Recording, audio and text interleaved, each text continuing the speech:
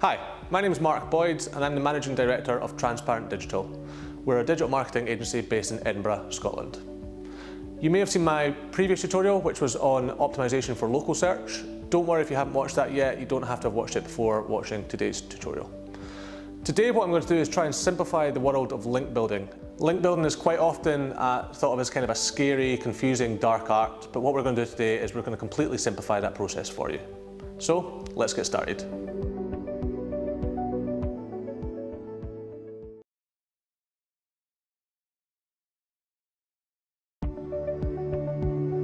Search engine optimization, often shortened to just SEO, is the process of improving your website's visibility within Google's search results.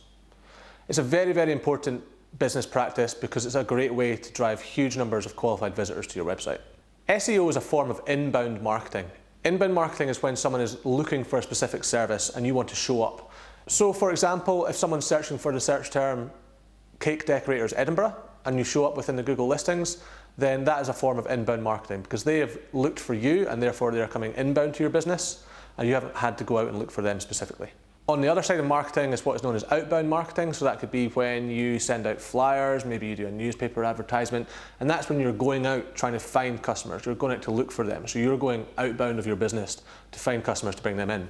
The problem with outbound marketing, or I guess with the effectiveness of outbound marketing, is that you will be targeting a lot of people that aren't necessarily looking to purchase a cake or have a cake ordered. If you put an advert into a newspaper, for example, a lot of people will see it, but the amount of people that actually see it that are looking for a cake at that exact time is going to be a small percentage. So SEO as an inbound marketing practice is hugely effective because you're working to increase your visibility for people who are actually looking for the service that you're able to provide. So, in a nutshell, SEO is very important because it's a great way to drive a lot of qualified visitors to your website. And we know that these are visitors of people that are actually looking for the service that you provide. Google is extremely smart when it comes to deciding who deserves to rank for any given search term. What we're going to do today is we're going to split what is known as their algorithm into two parts: relevancy and authority. In terms of relevancy, Google will analyse your website and determine which search terms it feels that your website is relevant for. This is quite an easy part of SEO to get right, but a lot of people get it wrong. For example, if you're looking to rank for the search term cake decorators Edinburgh and you don't have the phrase cake decorators Edinburgh anywhere on your website, how is Google actually to know that you're relevant for that search term? So it can be as simple as just making sure you've got the right search terms featured on your website. What we've done is in the lesson notes, I've included a link to a really great resource for all of the on-page factors that can affect your relevancy.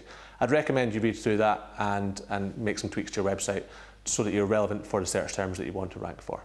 However, today I'm here to talk to you about the other side of SEO, building authority.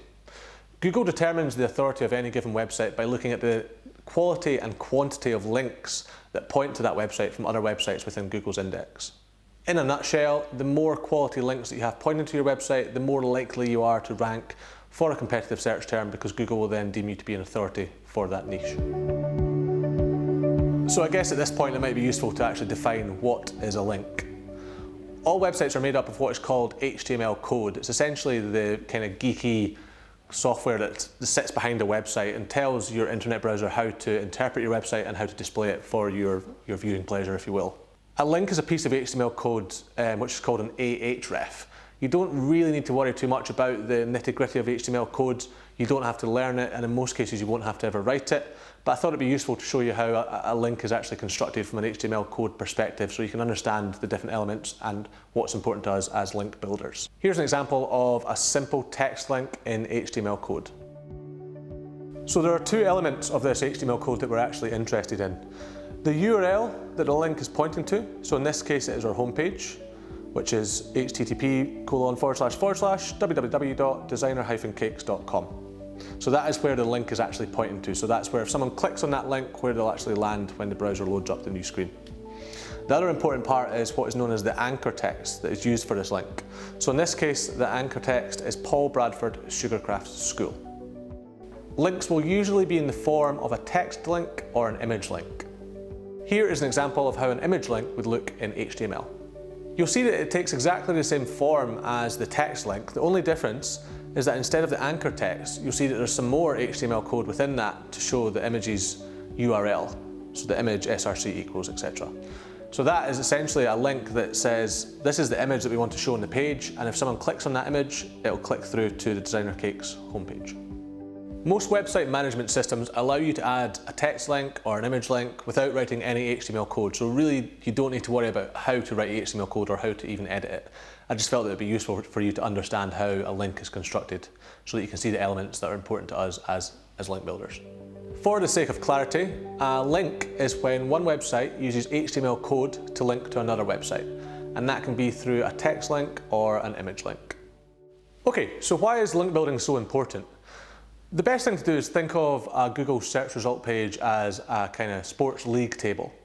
Imagine all of the, say, 10 websites that feature on that league table all have quite similar websites in terms of relevancy. So for the search term Cake Decorators Edinburgh, let's say all the first 10 search results are all quite relevant and they've all got pretty good websites. Great content, a lot of engagement, etc. How is Google to actually determine which one deserves to rank first, second, third, etc.? What they do is they look at the quality of the links that point into that website. In a very simplistic view, what you could do is you could think of it as a voting system. Every time that you get a link from another website, think of that as a vote. The more votes that you get, the higher up the rankings you go. So yeah, and it is looking at it very simplistically, but the more links that you get in, the more chance you've got of ranking at the top of a search engine result page. Of course, not all links are created equal. Some links are worth more than others. So let's have a quick look at what makes a good link.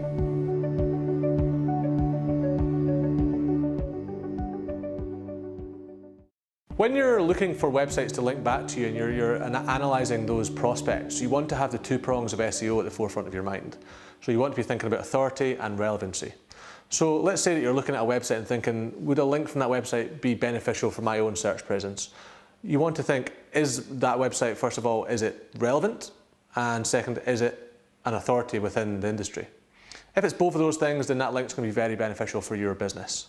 So in the example of a cake decorator in Edinburgh, when looking at a website, we want to see, is that a relevant website? So is it about cakes, or is it about baking, or even is it about Edinburgh? Because a local search link would be useful. And then you want to see, is it authoritative? In terms of relevancy, you can easily gauge if a website is relevant just by looking at it. Have a browse through it. Does it look like the content is relevant to your own website and your own business? And one of the best things to do is actually think, if I got a link from this website and it had no SEO value, would I still want that link? That's probably the easiest way to determine if a link is relevant or not. If the answer is yes, so yes, I would like a link from this website because it could provide quite relevant traffic, relevant visitors, then the website is relevant enough for you to target that as a link prospect. So to recap, when we're looking at link prospects, we want to make sure that any link that we receive is relevant and authoritative. Relevancy can be determined by simply looking at a website and looking through the content and thinking to yourself, is this relevant to my business? Would I be happy if someone clicked on a link on this website and landed on my own business's website? Authority is determined by looking at the metric domain authority, or DA, which is a score from 1 to 100. And again, it's important to remember that the score is niche relevant, so have a good look at what is relevant within your own industry. Once we've found websites that we want to receive links from, the next part is trying to make that link work a little bit harder. And what we do there is we try and influence the anchor text. So you'll remember back when we looked at the HTML of a text link. So here's an example again. You'll see that there's the URL and there's also the anchor text. Now the anchor text is the text that will be highlighted as the link on the website. This is actually really important because if we have, let's say for example, they just say the words click here, that's only going to, yes, the relevancy and authority of the domain name that's linking to you will pass to your website, but that text saying click here will only improve your relevancy for the search term click here, which you're never going to rank for. Adobe have been #1 for the search term click here since the beginning of time because the amount of websites that say click here to download the PDF reader. What you want to do is you want to get the anchor text to be relevant to your business. So if you're looking to rank for Cake Decorators Edinburgh, the ideal text or anchor text for that link would either be Cake Decorators or Cake Decorators Edinburgh or a variation of that. Try and make sure that the links that you receive, the anchor text is relevant to your business. One of the easiest things that you can do, and it's something that a lot of people neglect to do, is set up social media profile pages and set them up properly.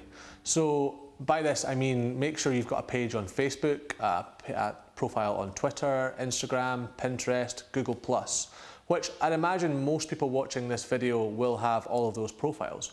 But what you'll probably find is that on one, two, or maybe all of them, you've not actually linked to your website from those profiles. So you haven't included your website's URL in your profile information. Right now, and I mean right now, jump over to those profiles and go and check if you've included your website. Here's some examples of our profiles. So our Facebook page, as you can see, if you scroll down, you've got our link back to the website. Our Instagram profile has a link back to the website. Our Twitter account has a link back to our website. It's just something very simple that you can do, but these are very, very authoritative domains, so a link from these is going to be very useful.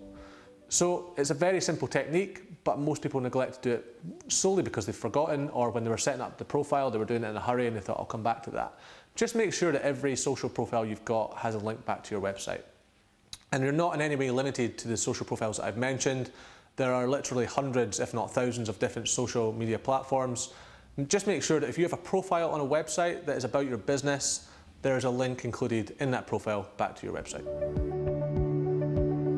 The next technique that I'm going to recommend is really very simple but very, very effective.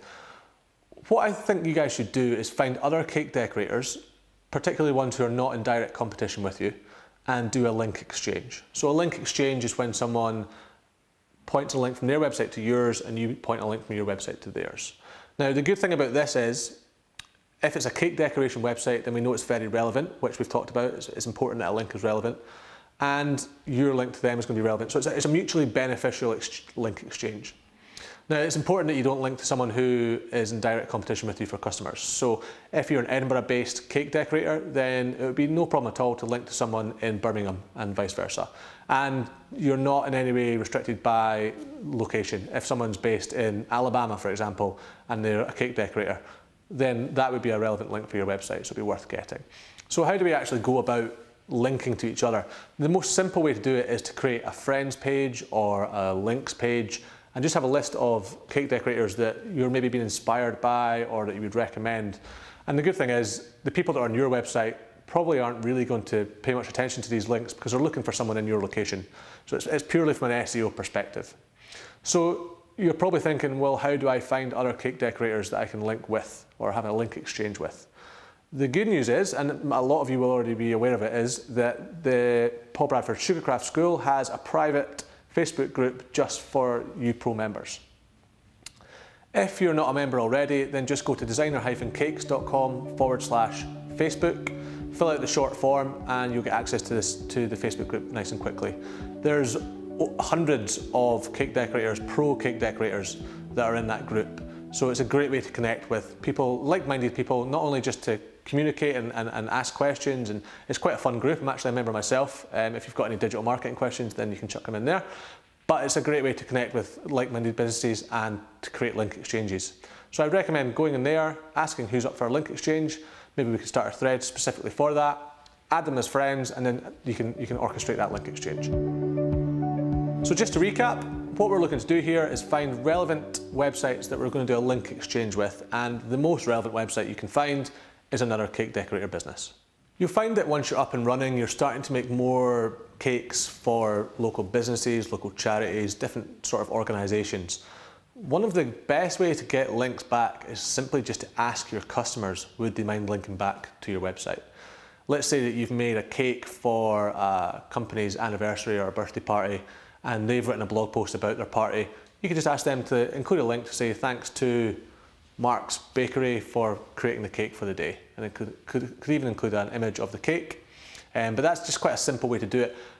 Looking at this on a kind of flipping it on its head, rather than asking your existing customers for links, you could go out to companies and say, would you be interested in us making you a cake in exchange for a link?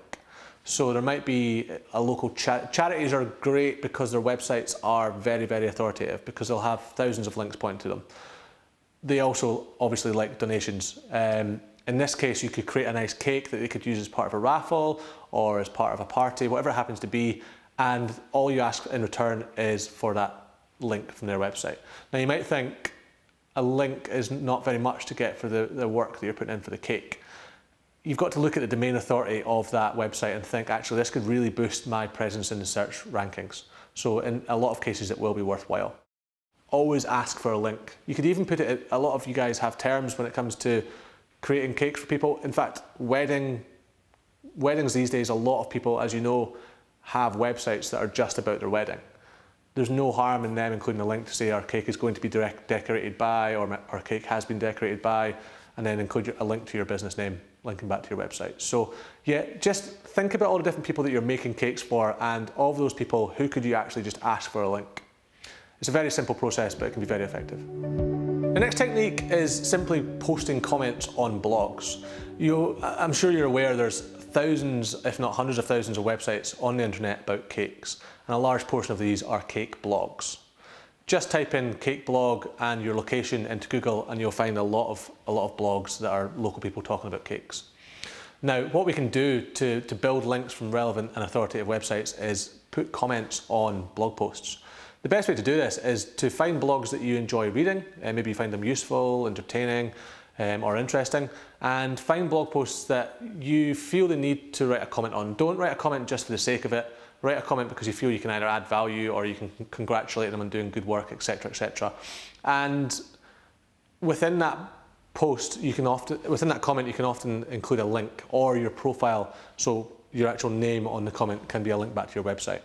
It's quite an easy way to build links. What I would say is don't go, I guess, too spammy with it. Don't just comment not very much, or don't comment about nothing of value. You want to comment an actual thought or opinion that you have on the post. And it's great if it's a blog post that you actually have read because you were interested in it. So I was going to provide you with a list of blogs that I would recommend commenting on, but there's a lot of you guys watching this video, so I figured if I did that, you would all go to the same blogs at once and put the comments, and it wouldn't be as effective. So the best thing to do is just have a look for blog posts or blogs that you're interested in or that you value.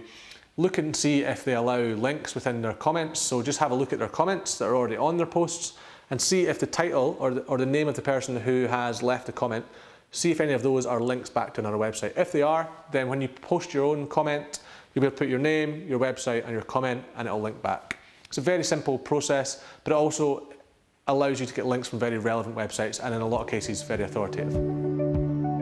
So we've talked through a few different techniques about how to build links. Now, one of the important parts of the link building process is monitoring your progress. So let's say that you've tried to get links from 10, 15, 20 different websites, and you may have got some of them, you may have not got others, and that's just part of the process. But you want to monitor which ones Google has actually noticed and is attributing to your website. The easiest way to do this is to use the Moz tool, the Open Site Explorer again. So we'll just load that up and I'll show you how it works. If we punch in a domain name, so let's put in designer-cakes.com, then it will show us all of the backlinks that point to this domain. Now, with a free account or without upgrading to Pro, which is, I think it's £99 per month or $99, it's expensive. So you're probably not going to want to upgrade to that. It's more for SEO agencies. Without the Pro account, you'll get a list of domain names, but you won't get their metrics, which is fine. You just want to know which domains have actually linked back to you so that you can see your progress. So punch in, one of the best things to do is punch in your own domain just now, and it will show you which backlinks Moz currently tracks as pointing to your website. Now that we've talked through a few different ways in which you can build links to your website, I just want to quickly put down a few ground rules, if you will, or things that you absolutely should not do when building links to your website. The first absolute no-no and the cardinal sin of link building is paying for links. Never part with money for a link. It's a very, very easy way to get a link, and it can be effective in improving your search presence. But if Google finds out that you've paid for a link, they won't only penalise that link, they will penalise your whole website. You can wake up one day and you're not even showing on Google for your own brand name. So if your website's Mark's Cakes and you've always been #1 for that term, which would make sense because it's your brand, if you get penalised by Google, you can wake up one day, type in Mark's Cakes, and your website isn't even in the top 100 pages. This is known as a Google penalty, and it's generally when you do something untoward, such as paying for a link. So I would stress, can't stress enough, don't pay for links. There's plenty of other clever, strategic ways that we can get links without having to pay for them, so just make sure that you never ever pay for a link. The next thing that I would recommend steering away from is any type of link building automation. There are pieces of software out there that can do blog commenting on your behalf, can do article submissions, can do directory submissions. The problem with doing things en masse is that these signals can be picked up by Google, and Google can see that it's not a natural process and they can penalise you for that activity. So just make sure that you stay away from any sort of automation. You only want to be doing link building if it's you personally is doing it and you're building relationships with people and that's why they're linking back to you. On the same sort of note, you don't really want to outsource link building activity on the cheap. You'll find there's a lot of websites out there where you can find link building experts that will charge you £5, £10 an hour or $10 an hour. For that amount of money, the only way they can be profitable is if they're outsourcing, is if they're automating their link building processes on your behalf. So because we're saying let's not do any automation at all, be very wary of outsourcing your SEO work unless it's to a reputable company that is charging enough per hour that they're going to be doing it manually themselves and no automation is at play. And the last thing that I would say to stay well away from is getting links from websites that you think are quite low quality. If you're looking through a website and maybe it's got quite a high domain authority, but the website looks terrible, it's got a lot of advertising on it, it's just not very good content, there's no actual true content, if you will, then that's not a good link neighbourhood, if you will. So make sure that you're always focusing on quality as well as relevancy and authority. You want to get links from websites that you would be happy or you'd be excited to get a link from that website. If you look at a website and it's really low quality, just don't pursue it from a link building perspective. Okay, so we've covered off quite a lot of things today, but I'll just give you a quick recap. First of all, SEO is a very important practice because you're getting qualified visitors to your website. There's two parts of SEO, there's authority and there's relevancy. So to rank well for a competitive search term, you need to have a relevant website to that search term, and Google needs to see you as an authority for that search term. Relevancy is all about your on-page factors, which we've included a link in the lesson notes so that you can go through that yourself. But today's course was all about building authority, and we're doing that through link building. We've looked at what makes a good link. So the link itself needs to come from a relevant website. It needs to come from an authoritative website, and ideally the anchor text of the link is going to be relevant to your business. Don't worry too much if it's not. The link will still pass value. It's just ideal if you could get that anchor text to be relevant to your business. So don't dwell on it too much. If the website isn't willing to change the anchor text that they've put in, then don't stress out too much. We've then gone through a few different practices about how you can actually build links. Now, today was very much about an introduction to link building. At Transparent Digital, we offer a 2-day link building training course. So as you can imagine, we could spend literally 15, 16 hours going through lots of different link building practices and teaching you how to do them. Today is about an introduction to some of the simple techniques that you can do to get you interested in link building and get you starting to build authority for your website. What we've done is in the lesson notes, we've included a link to Backlinko, which is a very good website, a great resource, and they've got a great page that details a lot of different backlink or link building opportunities or strategies.